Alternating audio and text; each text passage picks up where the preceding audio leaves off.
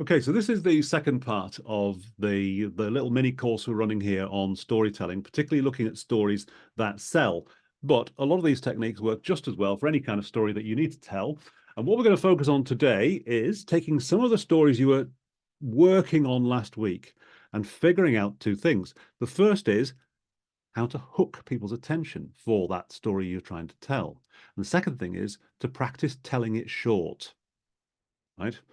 It's much, much easier to tell a short story and then give people more information. It's much better to do that way than to tell a long story, realize that you're losing people's attention and have to jump quickly to the point you really wanted to make because you're losing their attention. So short is almost always better. If you're involved in communication over social media, we know very, very well that short is much better than long in most cases. I mean, I know there are people like, I don't know, Joe Rogan will do a podcast for 2.5 hours. Okay, but you may not get into that quite as easily as if there's a 90-second extract. And you go, oh, I'll try the 90 seconds and then decide whether I want to listen to the 2 or 3 hours. Okay, so brevity is the soul of wit. Short storytelling is very good. You can always go into more detail. So what we're going to use in this session is a card called Story Hooks. And so this basically is the card that will help you to, when you know what your story is, then you come to write the hooks. And I say hooks plural because it is really helpful to write a lot of different hooks, to try as many different hooks as you can. And that will be the first part of the task for you, will be to basically go into little groups and come up with as many, at least 6 or 12 or 18, as many hooks as you possibly can to start your story that you want to tell. So the hook is the first, I know, the hook is the first 5 seconds that comes out of your mouth. And I'll tell you why 5 seconds really matters. It matters because this is how a lot of people are seeing or reading your story for the first time, is as they're scrolling, yeah, through their feed. And typically you will scroll past something in between 3 to 5 seconds, depending on how how shattered your attention span is. But between 3 to 5 seconds. So the hook really matters. Okay, so I'm going to go through the card with you, and then I'm going to put you into little groups to think about the story you've already started developing, and we'll recap on that very quickly, and then come up with as many different hooks as you can. Okay, so story hooks. It's a pink card in the style section of the deck. So this is the style cards are really to use when you have a basic story. Yeah, so you won't find your story here, but you can give it a polish. Okay, so fundamental idea behind this is it doesn't matter how good your story is if you can't get people's attention quickly. Okay, all right. Now, the this the notes on the back, the framework on the back came from a piece of work I did quite a long time ago, where I had to look through about 1,000 TED Talks. Now, TED Talks are very interesting because on the surface, this is often academics and experts talking about their topic in quite some detail, but they get thousands, tens of thousands, sometimes even millions of views. And okay, they're doing something right. And part of what they're doing right, I think, is the way they hook you into the story in the first place. So what I did is look through lots of titles of talks, just the titles, and the sort of the quick extract that goes with it, because these are the bits that make you decide whether or not you want to click on the actual story. So it's a brilliant exercise to look through 1,000 different titles. Okay, so I came up with 1, 2, 3, 4, 5, six different style devices, 6 different hook devices that people were using around TED Talks. Okay, and I'm going to go through them one by one and explain briefly how each one, what the thinking is behind each one. Okay, so the first hook is a question. And a question is really powerful. I'll give you an example. If I were to ask you now, How old do you think my son is? Okay, anybody want to come on the chat and have a guess? How old would you say my son is? And I could see Danny's smiling because she's thinking, well, Steve looks quite old. And Nicole's gone 15. So, like, you know, I've been one of those guys who had kids later in life. And Danny's thinking, no, he was a child bride. Marie obviously thinks I was a child bride because she's saying 30. Sandy's going for middle, splitting the difference at 25. Okay, so we've got a range of guesses from 13 to 30. Thanks, guys. Okay, the correct answer to that question is we have no idea. We don't even know if you have a son or a daughter, right? You haven't given us enough data to come up with an answer to that. That's the proper answer. But we don't do that in life. We don't do that. We don't, you know, somebody asks you a question, you have a guess, right? You look at me, you think, oh, he looks, right, you just have a guess. The correct answer, by the way, is 28. So, you know, okay, yeah. So here's the thing. When you ask a question, people do two things. First of all, they try and guess the answer, right? Because what a question is doing is it's opening up a gap in your knowledge of the world, right? It's pointing out something you don't know. Now, the world is full of things you don't know. There's a billion things out there right now today that you don't know. Yeah, what's the price of tea in China? You don't know. So you deal with all the stuff you don't know by ignoring most of it. Okay, but now I've asked you a question and you go, oh, I don't like knowing that I don't know something. So I'm going to guess the answer. Okay, so that's the first thing you do is you guess the answer. Second thing you do is you have to listen to me to check if your answer is right. Right. So I've got your attention. And then third thing, by the way, is if you guessed right, you now feel very clever. Right. If you guessed wrong, you now know better. So you also feel quite clever. So it's a genius little piece of audience flattery as well as attention grabbing. So the hook is the simplest, sorry, the question is the simplest form of story hook you can find. Okay, so your challenge using the story hooks card is you've got a story that you want to tell people. Okay, you've worked out what it's about. Yes, it's about change. It's about new information. It's about people and value. Okay, you've got a little movie time moment in the story where something actually happens that we can see. Okay, so you've got your story. Turn the story into a question. How come nobody? Why does everyone? You'll never guess how. Yeah, these sort of, okay, these are just ways of creating the opening 5 seconds for your story. But what you should be able to find, I would suggest, is you can come up with 3 or 4 different questions about your story. So when Larry was showing us earlier a magic trick, his hook could have been, how do you think I got into magic? Or how old do you think I was when I did my first magic trick? And all of us are looking at Larry and going, oh gosh, well, Larry's quite old now. So you see, it works. Yep, it's just a question as a hook. Okay, that's the question hook. Okay, that's hook number 1. Hook number 2, the unexpected. So the example I give on the card is, you could write an article on LinkedIn called How to Succeed in Business, right? And frankly, it'll just be blah, blah, blah, wallpaper, who cares, right? Or here's 10 ways you can fail in your business right now. Well, that is going to work better as a hook because it's unexpected. We expect on a platform like LinkedIn, we expect lots of positive business messages about success. We don't expect to read about failure. Therefore, the failure version, yeah, it's the same advice. Yeah, it's the same expertise you're offering as a business consultant, for example. It's exactly the same. You've just framed it in a way that I wasn't expecting. Okay, so again, you do this with your story. You think, here's the story I want to tell to the audience I'm trying to reach. They're probably expecting me to say X. Can I start off by saying the somehow opposite? Frame it. So, okay, Great example from the medical industry. This is in Daniel Kahneman's book on thinking fast and slow about framing. And in the medical industry, they told patients in one control group that a particular treatment had a 90% survivability rate. And they told patients in a different group that the same treatment had a 10% fatality rate.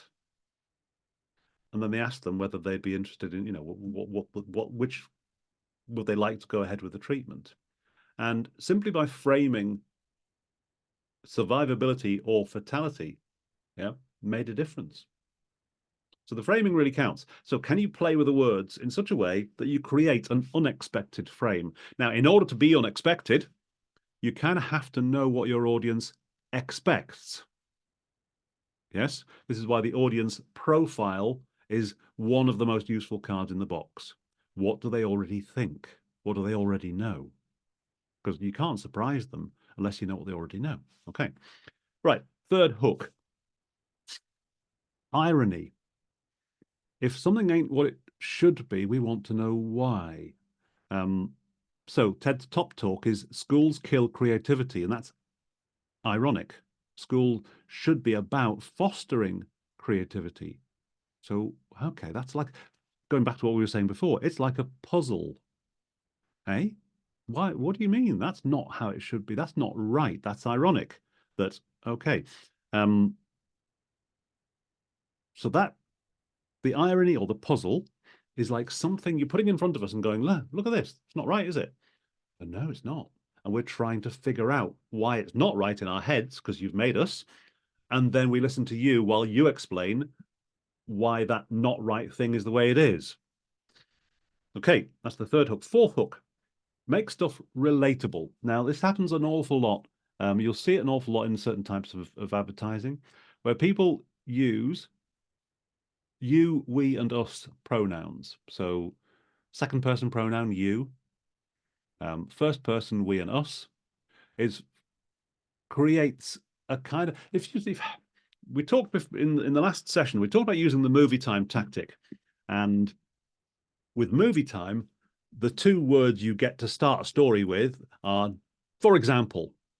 Yeah, so you try and explain something about, I don't know, let's say the importance of diversity policies at work. And you say, for example, and you tell a little movie time story. But you can also, the other powerful way of doing it is just imagine you. Right, just imagine you turn up at work one day and. Okay, so the use of the second person pronoun makes it relatable. You throw the person you're listening to into the story, and they can't actually help it. You said to someone, just imagine you. Yeah, have you noticed? Yes, this could help you. Yeah, the minute you do that, it's actually really difficult for us to go, no, it won't. No, it won't. Not me. Really hard. Just the way we're programmed. So make stuff relatable.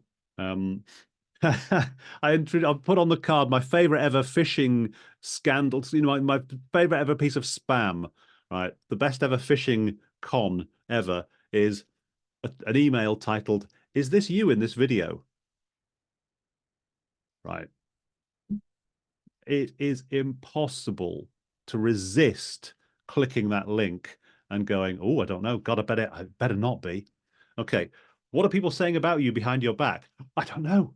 Suddenly now I want to know. There's yeah. So that's a real classic kind of way of hooking people in. Okay. The next story hook is after relatable is knowledge. Ways of getting across to people that you know something useful and you're going to give it to them. And you can do that in all sorts of very clever ways. These are very common in clickbait as well. So you talk about lessons, rules, life hacks. These are things where here are 3 rules for, 5 rules for, 5 ways to. Yeah, all of these things tell me as a hook. There's an expert here who's going to give me a nice little package of knowledge in a nice digestible. If you're telling me there are 5 reasons why, oh, okay. Well, it ain't going to take me long to read 5 reasons. So that's a useful hook. to suggest you've got knowledge. And then the final hook in the 6 is secret, the secret, a secret. And we said before that there is a card in Storyteller Tactics called Secrets and Puzzles, which is all about this. So that if you like, the puzzle is the irony, and here now we're onto the secrets. Secret is really interesting because what a secret is knowledge plus status, right? I know something about the world and only I know it, and I'm now going to let you in on the secret. That is very, very powerful because one of the reasons why we tell stories is to exchange knowledge. But the other reason why we tell stories is to check status. Yeah, so we are telling stories to pass on useful information, but we're also telling stories to check who's up and who's down in our social world. So a secret is really powerful because it's knowledge plus exclusivity. So when you go into look at a magazine, and you go into the newsagents and you look at the front covers of newspapers and magazines, and you can tell the difference between the kind of the high-minded intellectual type magazines and the mass market ones. And if you look on the mass market, I mean, obviously, National Enquirer is a great example. We've got equivalents in the UK as well. But you look at the mass market magazines, and they will use secrets, exclusive, insider. Yeah, all of these words that suggest privileged access to information. It's highly addictive. Okay, now you can turn anything you want into a secret just by calling it a secret. So you could think, okay, my expertise as a leader. Okay, I'm going to give you the secret of leading a great team, or the secret of how to sack somebody. Oh yeah, we'd all read that. Okay, and then it's up to you. Look, listen. The thing about hooks is they do work. It is then up to you to deliver on the promise. So the hook is like a promise you're making to the audience, and it's up to you to deliver. And so if you're writing clickbait, you'll be amazed what these twins look like today. And I get to the end of the article and I'm not amazed because, it's not. Well, that's clickbait and I won't come back for more. So you've broken my trust. So it's up to you. Your responsibility as storytellers is to find a good hook and then deliver on that promise at the end, by the end of your story. If you've asked a question, you've got to give me an answer. If you've pointed out something that's ironic, you've got to explain why. If you're offering knowledge, you've got to deliver it. If you promise me a secret, it better be a good one. Okay, so that's how the story hooks card works. So you have your story already, or a rough outline of your story, and now you're trying to get people's attention for that story in the first place. Okay, any questions before we break into groups and you start coming up with as many story hooks as you can for the stories you've already been working on? Any questions?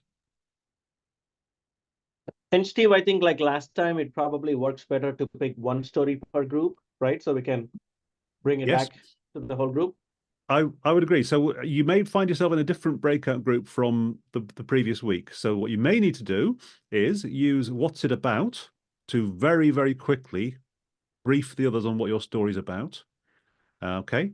And then use the story hooks card and see if you can come up with 5 or 6 different hooks for the story that you need to tell. And you're right. So Sandeep, it may be possible that you can all work together, but this is actually such a rapid fire exercise. You're not telling a story now. You've already got the story. What you're doing is thinking, how many different ways could I hook people into my story? So it may be possible, I'd hope, that everyone in the group, if I give you 15 minutes to do this, that you should all be able to come back with at least 3 hooks for your story. And then when we come back into the main session, I'll ask you to give me the What's It About version, yes, of your story, and then bang, bang, bang, 1, 2, 3 hooks that you might use to get us into that story. Okay. Okay. Now, Yeah. Then we might have time for all the stories. I Quickly. hope so. I hope so. Yes. Yep. Okay. Okay. Well, so let's see what happens. Right. Everyone happy? So I'm going to pause record. Pause recording. Okay. So after the breakout, I'm going to go to room 1 first. That's Chris, Jacqueline, Jean-Michel, and Marie. Let's see if we can get a quick outline from each of you of what your story is, and 1, 2, or 3 possible hooks to get us interested. And for the rest of you listening, leave any comments or feedback in the chat section, yes? As to whether you think it's a good hook. Okay. So who'd like to go first from room 1? Chris. Okay. I will start. The essence of my story is about wanting to go into the Peace Corps, but needing to get a medical test and something called a whisper test. And I thought, oh, crap, I'm in trouble because I'm already deaf in one ear. And so I'm worried. I asked the doctor, well, what's a whisper test? He hides his clipboard behind his mouth, and he whispers something or other. And he tilts his head, he looks at me, he raises his eyebrows, and I'm reading his face, and I say, yes, definitely.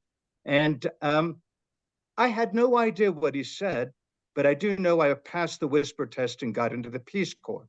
So that's kind of the short story. Now, the hook, I have 3 hooks, and we discussed it as a group. One of them is, what is a whisper test? Yep. Thinking right off the top. Yep, very clear. Yep, straight away. I don't know, and I'm going to listen until I find out. Okay, very good. Next one. Good. Yeah. The next hook was deaf man listening, and the third one is before I was deaf, I could hear. Now that I'm deaf, I listen. But it's not directly related to that little incident because I did lose my hearing completely later on. So those are the 3 hooks. Well, that's really nice. I like the before I was deaf, I could hear. Now that I'm deaf, I'm listening. Yeah, there's a puzzle.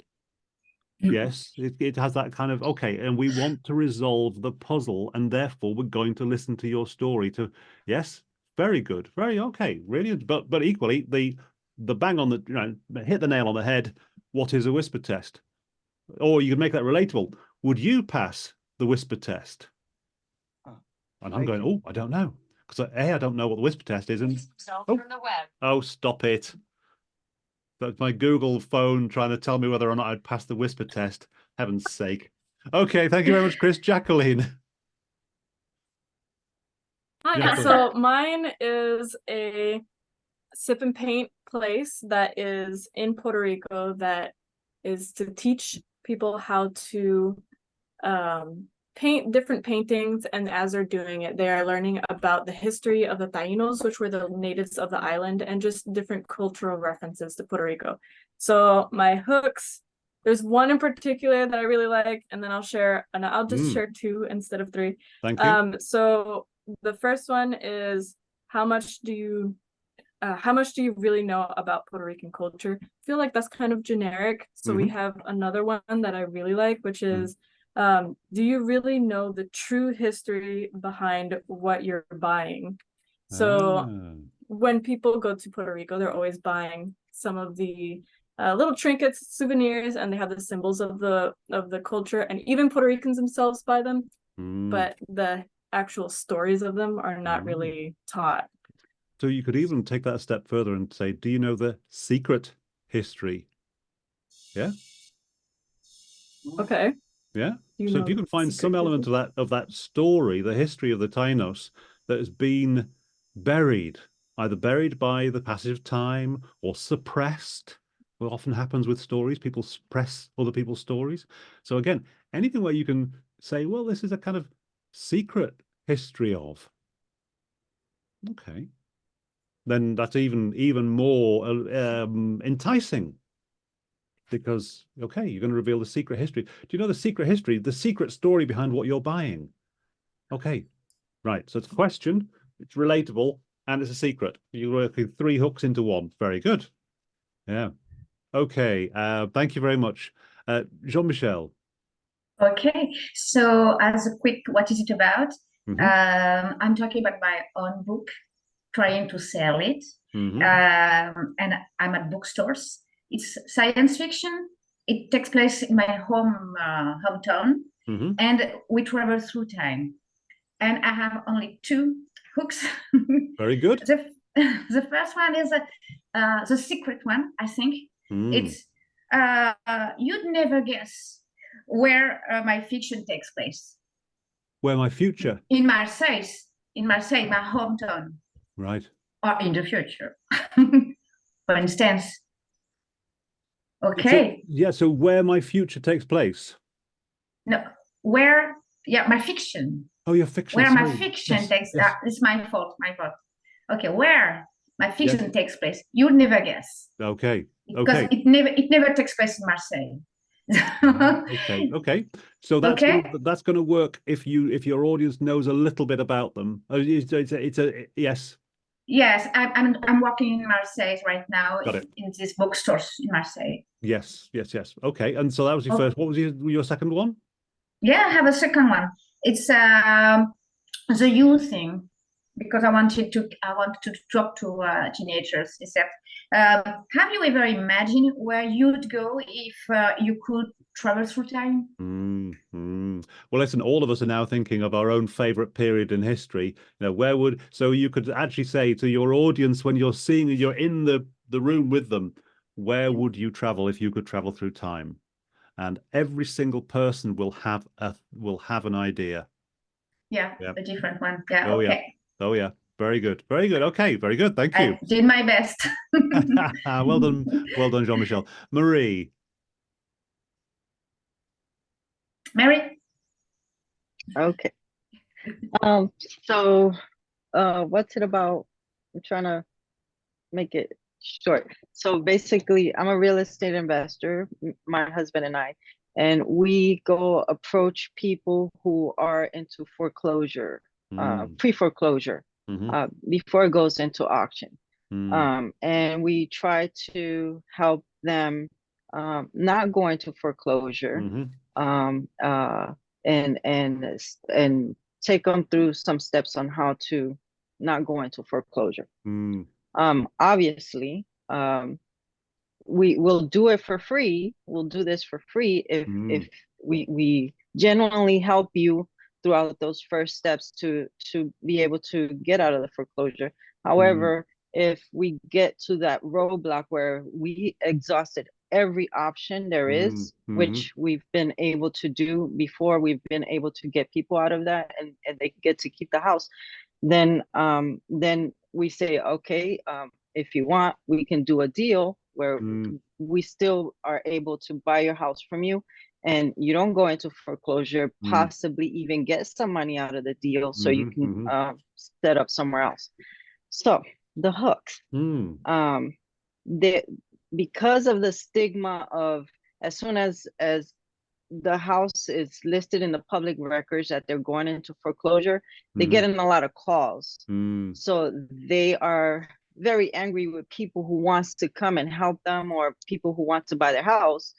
So my hooks are the way you think about, and I don't know how to make it short, the way you think about the people who want to help you out of your pre-foreclosure or your property going into auction is all wrong. So that's one. Okay. So is there something? Is it something like we're not all vultures? Yes, that's a good one. Okay. Write that down. Yeah, because that's you understood what I meant. Okay. Yeah, so you're trying to when you're refining story and hooks and things like this, well, you're playing around with, okay, what am I trying to get at? What's the heart of this story? If there's a feeling those people have, which is as soon as their house is listed as going into foreclosure, the vultures are swarming around them, right? And they hate them all. Right? Yes. Okay. Yes. But you actually, and we're assuming you're genuine, you might genuinely be able to help somebody to get from this terrible position they're in. Okay, we're not all vultures is speaking straight away to the thing that they experience. They're experiencing the vultures, but you're telling them something they're not expecting, which is not everyone who calls you when your house is listed is a vulture. Mhm. Okay. Okay. Good. Okay. And did you have Ignore another? the calls. We have options. Oh, I like that. Thank you, Chris. I will Yeah. write it down. So again, it's like a question. When you were first explaining to me how desperate people feel and that you can still have a way forward, I was thinking, where do you turn when you've nowhere left to turn? And Mm-hmm. the answer is, well, actually, even when it seems really, really bad, there's still an option. Okay, Marie. Okay. So what you're Thank doing you. with this process of coming up with a good hook Mhm. is you're trying to figure out from the person who's listening, what are they going to be curious about, or what do they feel strongly about, and can you find a hook that somehow gets straight to what they feel strongly about. Okay. Moving into to Shari in room 2. Okay. Hi. Let me get to it real quick. What's it Mm. about? I am a graphic designer and web designer. I am going to be offering clients, or actually dreamers, a way to use Canva. Canva is a tool that you can design your own posts with, so people can design their posts for social media. And what I realize is that often they struggle with it because it seems difficult, or it seems like they don't know how to do it exactly. So my hooks are based on that, providing them with a solution that they can do on their own time. Right. Okay. That's it. Hooks. We made a lot of hooks together in the group. I think I have a list of like more than 12 here, which is great. Oh, So wow. I'm just gonna take 3 of them out of there that speak Go to on, me. pick the ones your favorite 3. Exactly. One of the, oh no, I'm gonna skip that one. Let me get that. Wonder why you're struggling with content creation. That's one of the questions. So I can answer to them what their struggles are, how we get that and solve it. The secret to becoming a Canva guru. And there is one, let me see. That one I'm gonna leave for Larry because it fit him better. Oh, but this is more the web designer part. Hidden secrets your web designer won't tell you. Oh yes, quite like that one. Yeah. Okay, so this is great because it's a secret, and okay, I'm going to tell you stuff other people won't tell you. Okay, great. There's another irony here, which I think is we're all familiar with, of the idea of you start using free services like Canva, for example, and you actually realize it's taking you a hell of a lot of time. So there's an irony here, which is, well, free is not free. Cost you time. Okay. Yeah, costs you time. And you feel a bit stupid sometimes that you can't do the thing. So free is not free. And also, when you're saying free is not free, you're actually positioning yourself as I'm not free either. Yeah. Yeah, because you can have free, but it ain't free. If you have free, you're going to use a lot of your time, and your time is precious. So if you haven't got lots of your time, well, free is not free. I like that for the upsell. Yeah. Yeah. Yep. Thank you. That's all right. My pleasure. Larry. Listen, guys, we're going to run over time a bit. My apologies. Does anyone have to get off the call very, very quickly? Okay. In that case, Larry, you don't mind. We're going to come to Danny next. Okay. Danny, off you go. Oh my gosh, you don't need to do that. Okay, I'll be very quick. So what's it about? We're trying to position or sell the idea that people who work in childcare are highly intelligent and highly skilled. And so that's the elevator pitch. So here are a couple of hooks I have for a video that would feature them talking. If you have a kid in daycare, this will make you see their teacher differently. Oh, lovely. Okay, very nice. Like that one a lot. And then I have, what do childcare experts say is the #1 factor for your child's future success? Okay, very good. And again, we're all now busily trying to figure out what that #1 factor might be. Can I offer a third one? Please. On the irony, child's play is not child's play. Love it. Okay. And it's like a riddle, it's a little puzzle, it's an irony, yeah, that it looks simple, it looks easy, it looks like, you know, anyone can play with kids. No, actually, there's some real skill going on here. Okay. Yeah, no, I love that actually. Yeah. Yeah, Thank you lovely. so much. I'm sorry that I have to go before I can hear everybody else's great hooks. Danny, thank you for joining us. We'll try and get the timings right next time, but yeah, it's lovely to see you. Yes, thank you See so you- much. Have a see great you day, next week. everyone. Okay, over to Larry.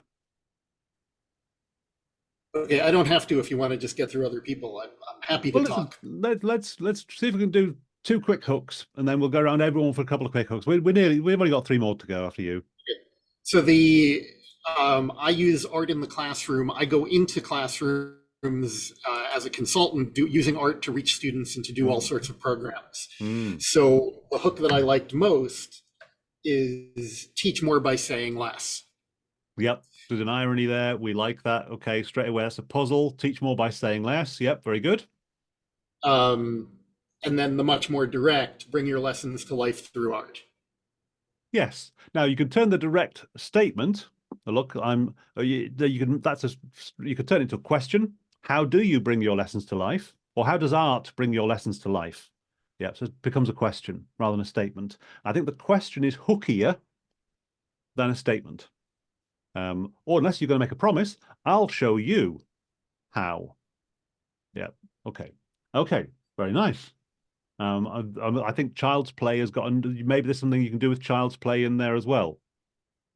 There's a great book about modern art, which I saw in a bookshop a few years ago, and it's called "No, Your Child Could Not Do That." Right? And it's a reference to the thing people say when they look at a piece of modern art, they go, "Oh, my child could do that." So the book is a direct reference. Yes, it's very, very relatable. And it's a little puzzle, and you have to pick up the book and yeah, read the back cover to see why it's called that. But it's "No, Your Child Could Not Do That" is a much better article than title than "Understanding Modern Art." Okay. It's a little puzzle straight away. Okay, thank you very much, Larry. Okay, so coming down, Luke. Hi, Steve. New to Pipdex and new to the group, so I've only just watched the first one last week, so I guess I was kind of eagerly listening in. If I could be put on the spot and probably give you one for my professional or Yes, please. working. So I've typically worked for technology companies, and my job is for them to spend money with us rather than someone else, quite crudely. Yep. So we're often pitching around transformation, but one of the ones that we have used quite successfully is complexity is the enemy of security. Okay. Okay, so everyone is now sitting there going, okay. So there's we're all trying to puzzle that one through. Complexity is the enemy of security. Okay. Well, it is like a little puzzle that we're then having to figure it out. Correct. It also sounds like kind of like a thing that an expert would say, as in, we've worked hard on this and we can tell you complexity is the enemy of security. Okay. Okay. Oh, now here's another good one. Have you got another hook you like? The others are probably no, I think that's probably my favourite one. Okay, I'm between roles at the moment as well, so my brain's slightly been That's all right. Given that you know that complexity is the enemy of security, you could take that central idea, and think, okay, could you write a hook that went something like, "I can predict your biggest security weakness." Yeah. Because it's going to be complexity. Yeah. But by turning it into "I can predict," well, you're an expert. That's what you do. You predict that's relatable, biggest security weakness. Oh, yeah. Okay. Now I'm worried. Yeah, that's a good one. Yeah. That's a good one. Yeah. So it's like, you know, we sometimes read these things, we go, I know what the person who's written this is doing. They're hooking me in, but I can't resist it. What is my biggest security weakness? And well, it's probably complexity. Yes. Yeah. Okay. Yeah. So that's what you're doing. You're hooking people in, and these, by the way, these hooks we're talking about here, this week. These hooks work in media headlines. Yeah, they work in email catch lines. The subject line of an email. They work in conversation. Yeah, they work actually in conversation with actual people. So, imagine, Luke, you're on that phone call or that Zoom call with a potential client, and after you've talked about the weather and the kids and the dogs and blah blah blah, yeah, you're getting down to business. You say, listen, I'm going to make a little prediction here. I think I'm going to bet I can predict your biggest security weakness right now, right? And that's a line in the conversation. Yeah, because it absolutely kind of opens them up to have that conversation and either dispel or confirm your suspicion. Well, exactly, and then you can always, if it turns out they run the simplest organization in the world and you've got it wrong, you can segue out of it. And go, well, I've learned something in this conversation. I'm gonna, Yeah, yeah, absolutely. Well, they're probably on the list of do not disturb because they're not going to play to the tune that we want them to play to. So yeah, absolutely. Indeed. That's a good one. Thank you. Okay. Cheers, Luke. Tim. All right. So I am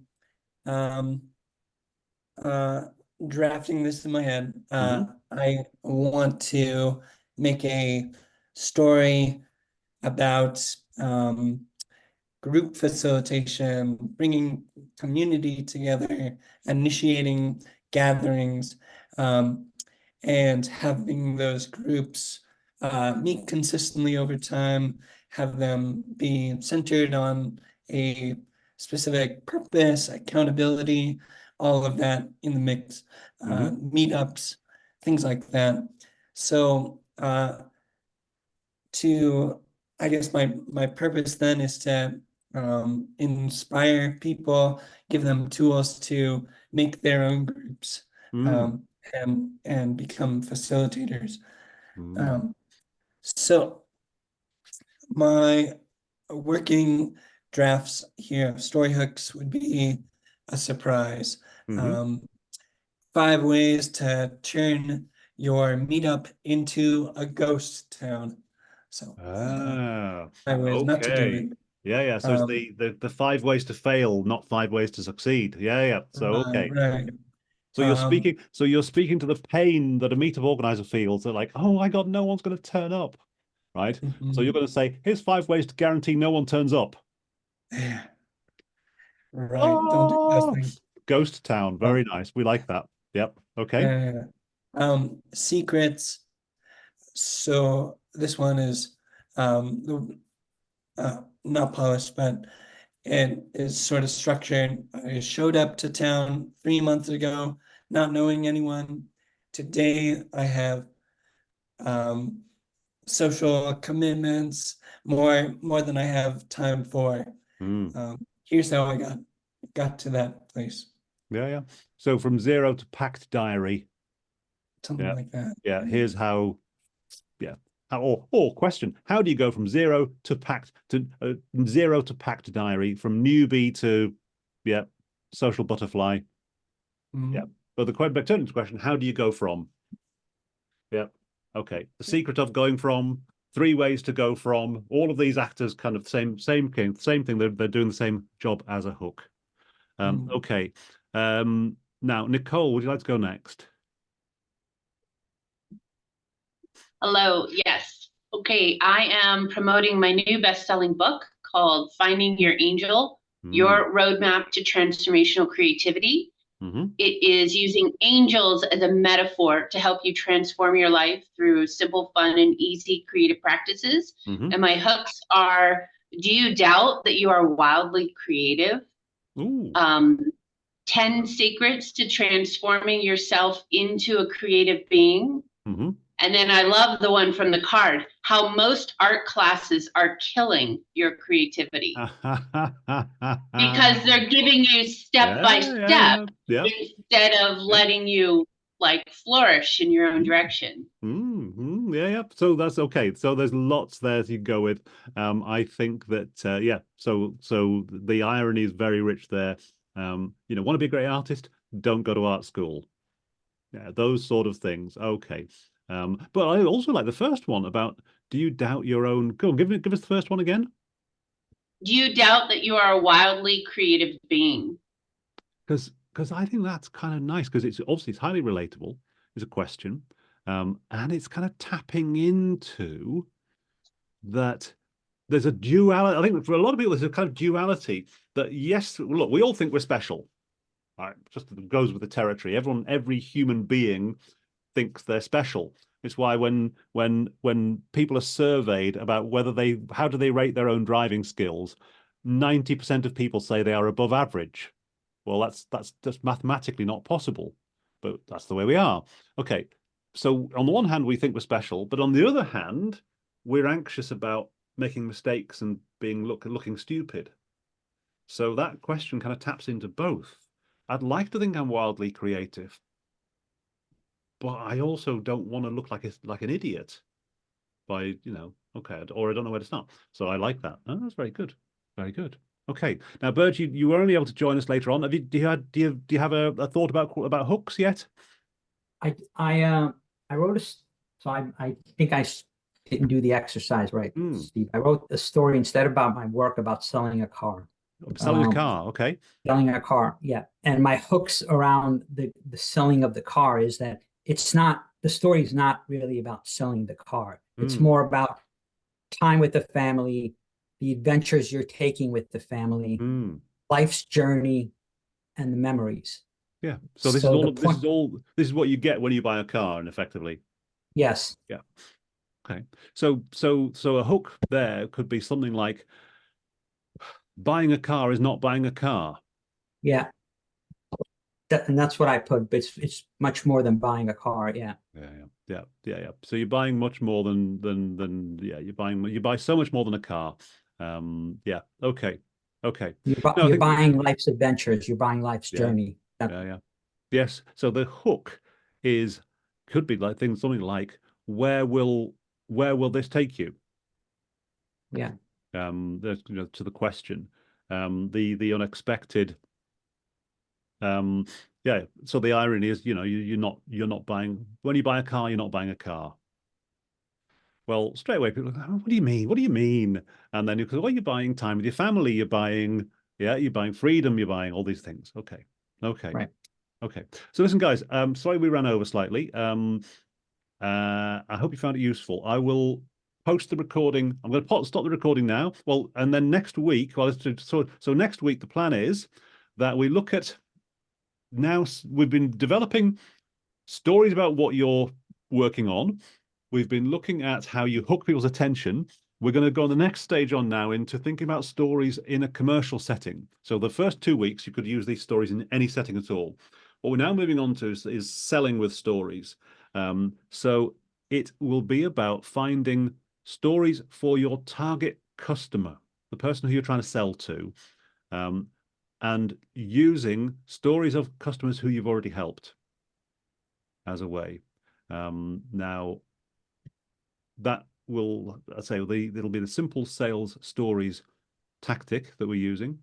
You'll probably also find time to use movie time as well in that story.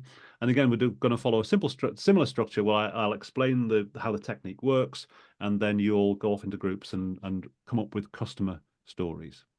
Okay, so I'm going to stop the recording there.